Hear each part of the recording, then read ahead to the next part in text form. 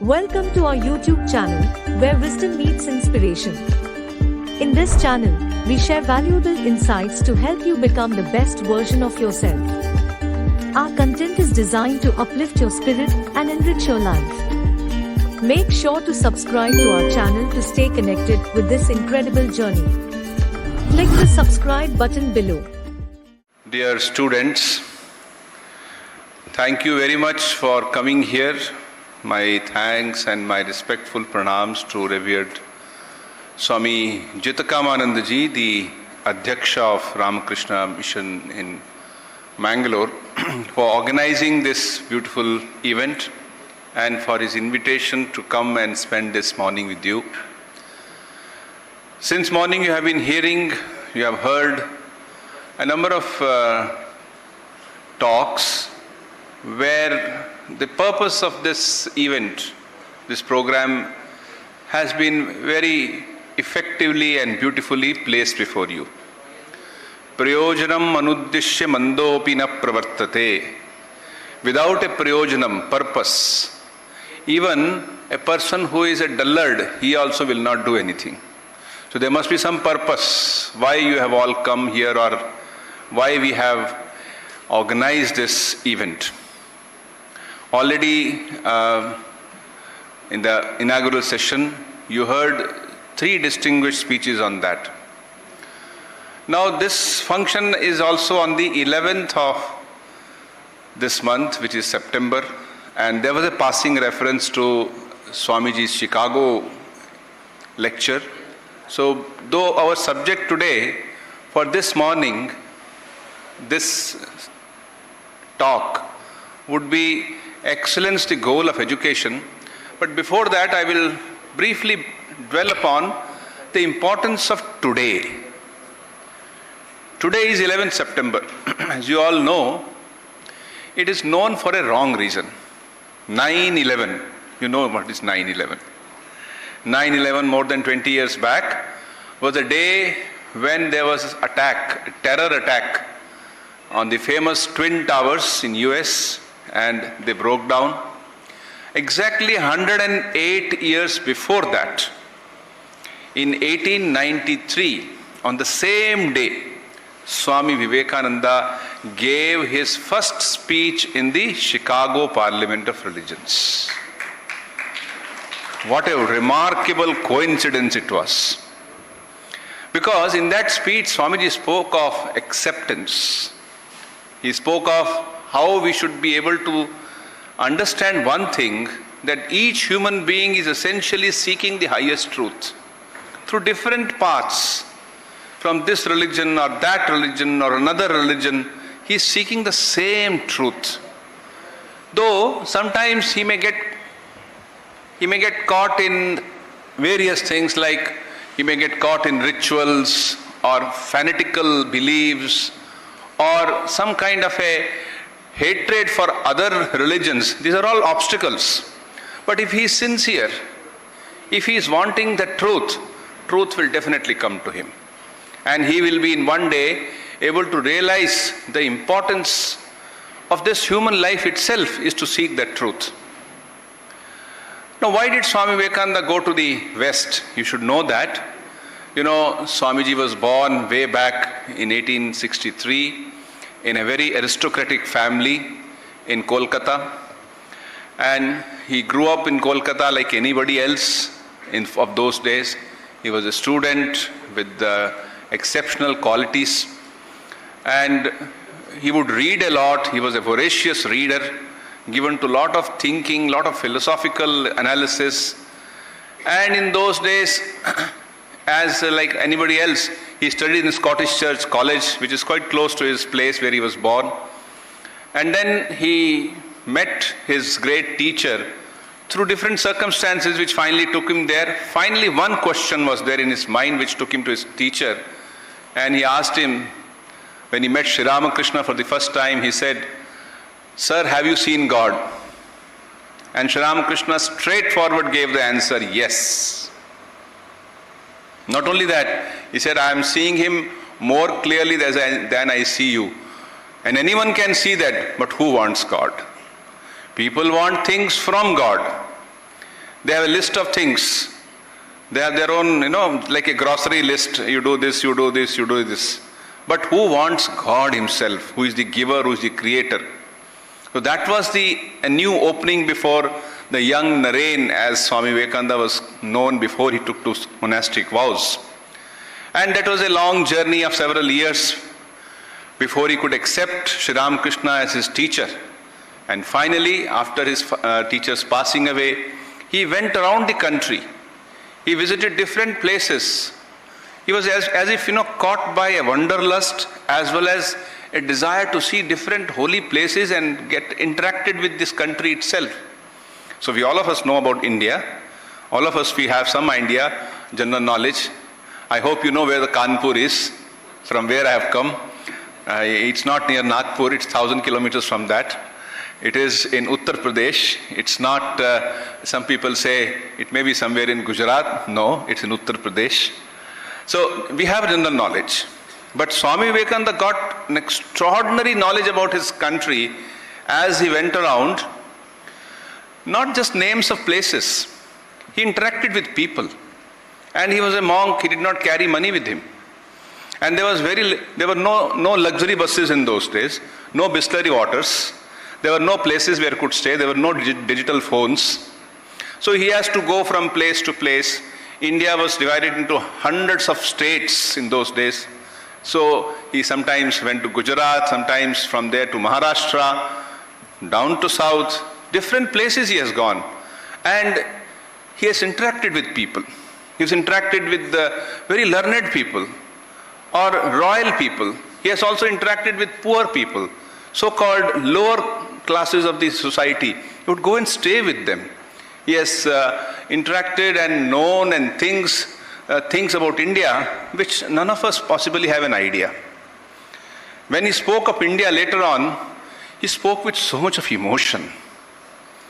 When he said India, it was Sister Nivedita, his Irish disciple, used to say, whenever Swami Vivekananda spoke of India, it was like the mother of his adoration. As if he's speaking of somebody, like all of you speak of your mother. Oh, my mother. There's a special place. There are so many women in this world. But when it comes to mother, there's a special place in the heart of every human being. Mother. Same way, Swami Vivekananda looked upon India. He finally, after visiting, he came from Kolkata, came to Banaras, Mathura, Delhi, went to Himalayas. There he meditated in some caves. But as if he was pulled by some power. And he came down and visited. He was in Rajasthan, interacting with kings there, with common people there. Further down he went to Gujarat and then Maharashtra, came to Andhra, Chennai, and finally he reached Kanyakumari.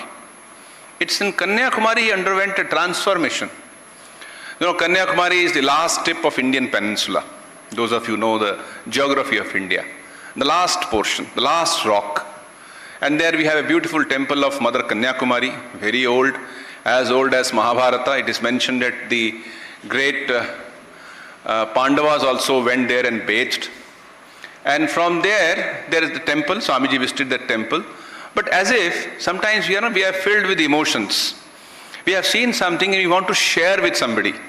So he also wanted to share the poverty, the difficulty of people in India. Not only just the poverty, so much of oppression, so much of loss of one's own self-identity.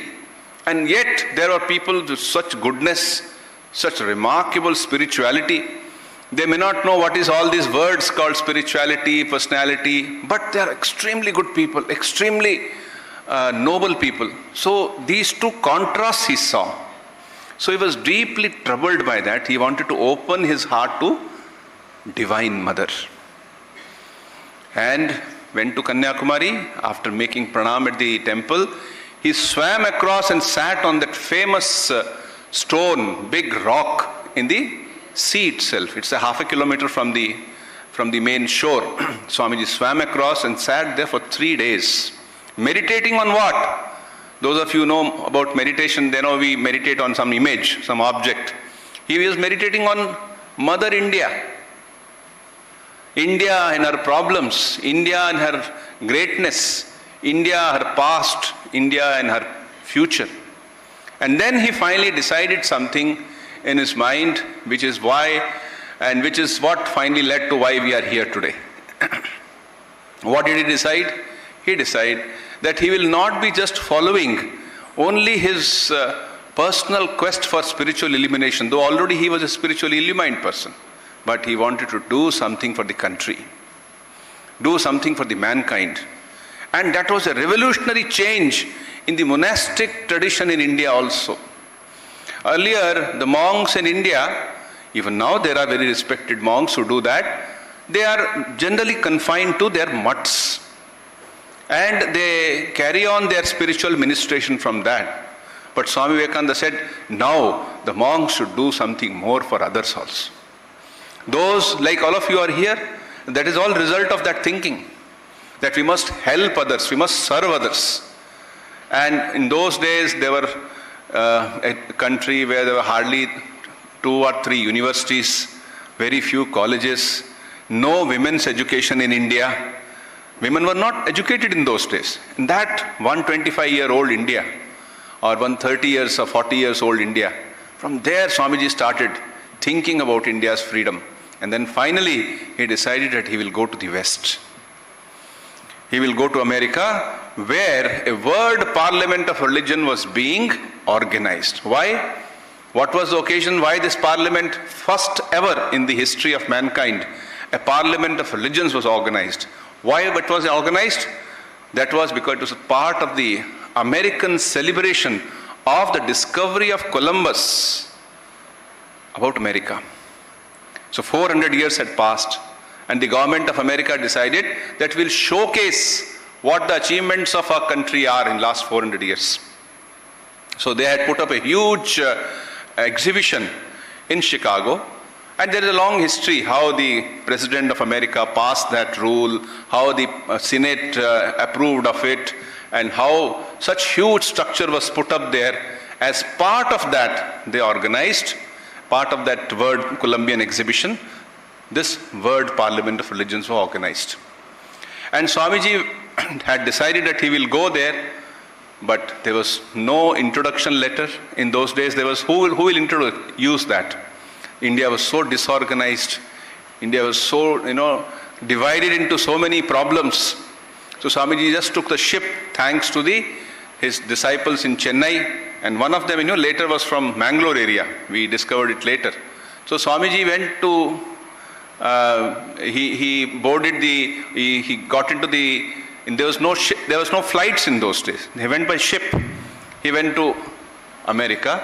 It took only 1.5 months of traveling. And that also we must know that. How challenging it was. There's a very interesting incident which all of you should know when we passed through that story of that part of life. When he was in that ship, he met the famous founder of the Tata group of companies, Mr. Jamshedji Tata. Tataji was very impressed with him, and there were so many discussions Swamiji had with him on the ship, and Swamiji mentioned that we in India don't have any research institutes. Now we have so many research institutes, thanks to the efforts of noble people, intellectual people, dedicated people across the country. A few hundred institutes are there which are research institutes. They work on different aspects of our life. Somewhere it is research about science, somewhere is research about leather, research about road, research about nutrition. In Hyderabad there is a famous institution about nutrition, and we have so many more. In those days, that was not the case. But Swamiji thought of that. How we must have a research first. And he shared his thoughts with Jamshedji Tata. Later on, before we go forward, I must mention that Jamshedji took it very seriously.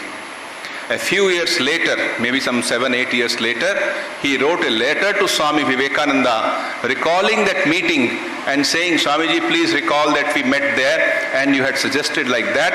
I have decided to start a science research institute in India.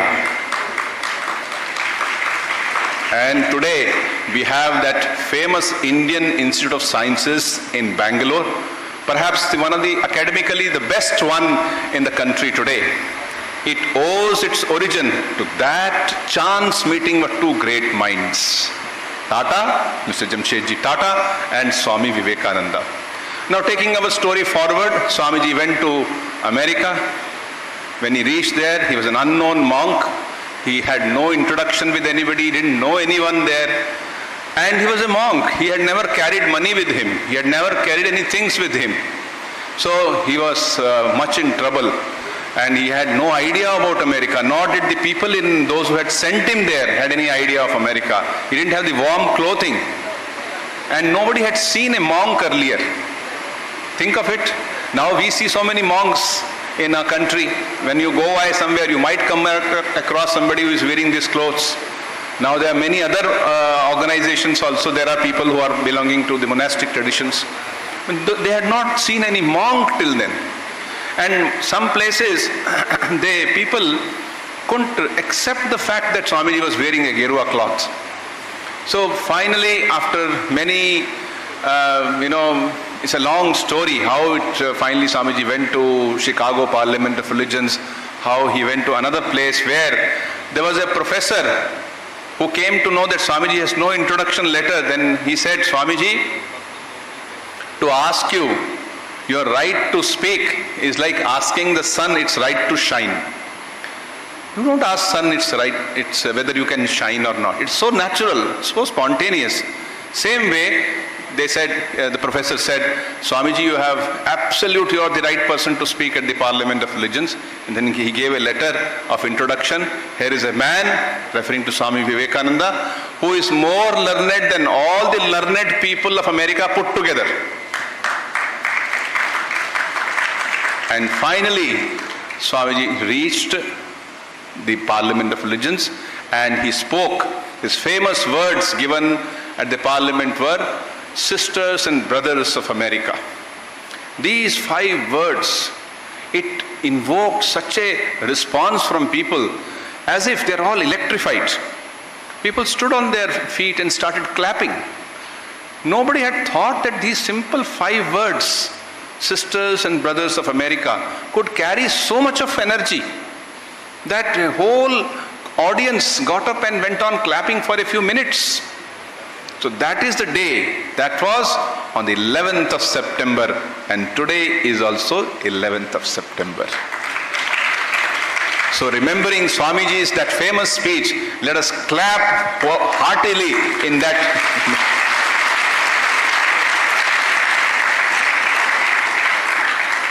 Become Swami Vivekananda's messenger. Share the video with 3 of your friends.